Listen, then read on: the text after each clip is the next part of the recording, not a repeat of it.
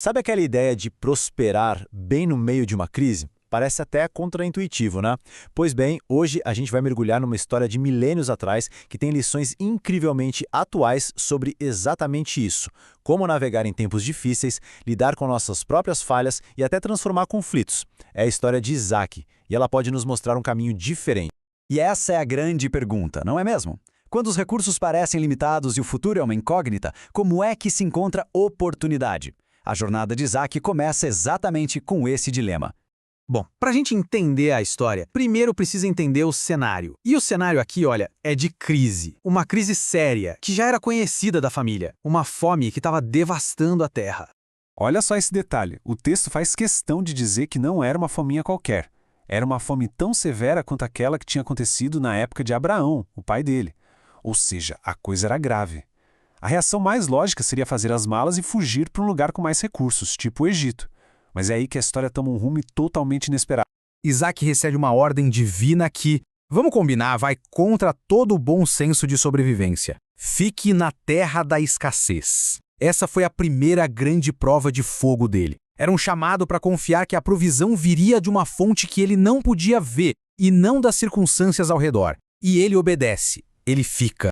Só que, obedecer uma vez não transforma ninguém num super-herói. O caminho de Isaac mostra que mesmo as pessoas no centro de um grande plano são humanas e cometem erros, às vezes até os mesmos erros que seus pais cometeram.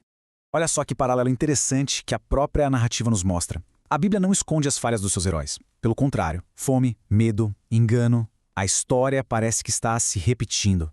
Isso mostra pra gente como o medo pode virar quase um padrão de família. O ponto-chave aqui é: Isaac não era perfeito. E a bênção que a gente vai ver a seguir não veio por causa da perfeição dele, mas apesar das imperfeições. Ele mente. Mente por medo, igualzinho ao pai. É uma falha moral bem séria, que nasce da insegurança. E, no entanto, a proteção divina sobre ele e sua família não é retirada. E este é um ponto crucial.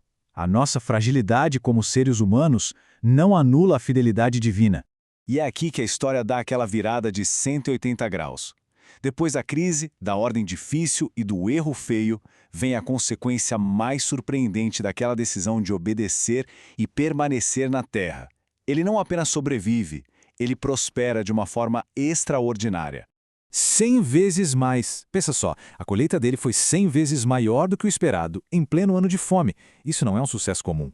É uma bênção tão abundante que desafia completamente a lógica e as condições externas. É um sinal claro de que algo diferente estava acontecendo ali. E como muitas vezes acontece na vida, uma bênção tão visível pode acabar atraindo o tipo errado de atenção.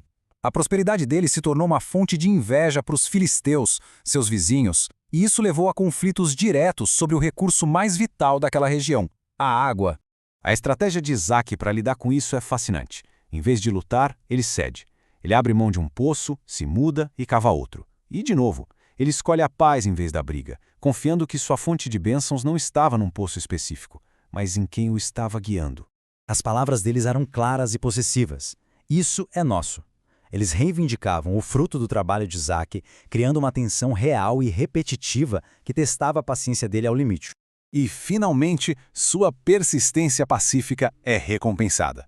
Ele encontra um lugar sem contenda, que ele chama de Reobote, que significa espaço amplo. E isso ilustra de forma brilhante a ideia de que, ao se recusar a lutar por um espaço limitado, Deus lhe deu um espaço ainda maior para florescer. A história atinge seu clímax quando aqueles que o expulsaram são forçados a confrontar a realidade do favor sobre a vida de Isaac. A bênção era tão óbvia que não podia mais ser ignorada ou disputada. Essa é a confissão do rei Abimeleque, o mesmo homem que Isaac havia enganado. Ele volta, não para lutar, mas para pedir um tratado de paz. Por quê? Porque ele reconheceu que a fonte do poder de Isaac era divina e simplesmente inegável. E aqui está o ponto crucial. A prosperidade de Isaac, que nasceu da obediência e da busca pela paz, tornou-se sua maior defesa. O favor divino foi tão evidente que transformou adversários em aliados, provando ser mais poderoso do que qualquer arma. Então, o que essa história antiga nos diz hoje? Vamos destilar alguns pontos-chave para a nossa própria jornada? Primeiro, as crises não são necessariamente o fim. Elas podem ser o cenário para uma provisão inesperada. Segundo, a obediência, especialmente quando desafia a lógica convencional, pode desbloquear bênçãos. E, crucialmente, nossas falhas não nos desqualificam do cuidado e do plano de Deus.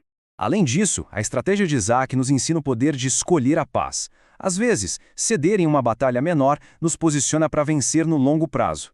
E como um alerta final que a própria história nos dá, o capítulo termina com as más escolhas de Esaú, o filho de Isaac, nos lembrando que nossas decisões pessoais afetam profundamente aqueles ao nosso redor. E isso nos deixa com uma pergunta para refletir. A história de Isaac mostra uma bênção tão evidente que mudou a forma como os outros o viam. Então, se a nossa própria jornada de fé, trabalho e caráter fosse a única coisa visível, o que as pessoas ao nosso redor concluiriam sobre a fonte da nossa força?